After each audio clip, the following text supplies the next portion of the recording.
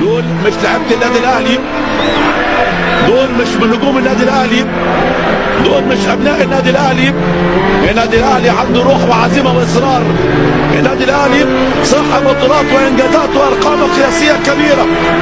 النهارده فضيحه كبيره جدا، والله عليكم عيب يا شباب، والله عيب هذا الكلام، ما يصحش هذا الكلام.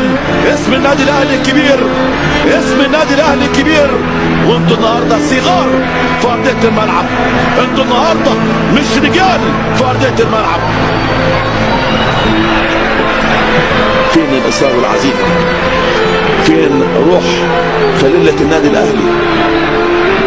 قولوا لهم، عرفوهم، قول لهم يا تريكه، قول لهم يا صخره، قول لهم يا عماد يا متعب، قول لهم يا شادي محمد، قول لهم يا احمد يا شوبير، قول لهم يا حسام غالي، قول لهم اسم النادي الاهلي كبير، وعيب هذا الكلام، وعيب عليكم هذه المباراه.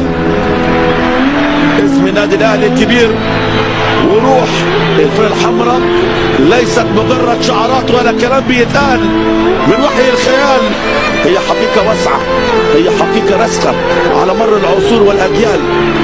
روح النادي الاهلي هي دايما اللي بتحقق بطولات وانجازات كبيره على مر الزمان والعصور، ولكن النهارده الروح مش موجوده. النهارده دول لعيبه لابسين فانيلا حمراء فقط لا غير، وتايهين النهارده في المباراه في الملعب كانهم بيلعبوا لاول مره كوره، كانهم لاول مره يلعبوا مع بعض، ولكن عادي جدا واقل من العادي. الاهلي هيرجع مره ثانيه اقوى مما كان باذن الله، باذن الله.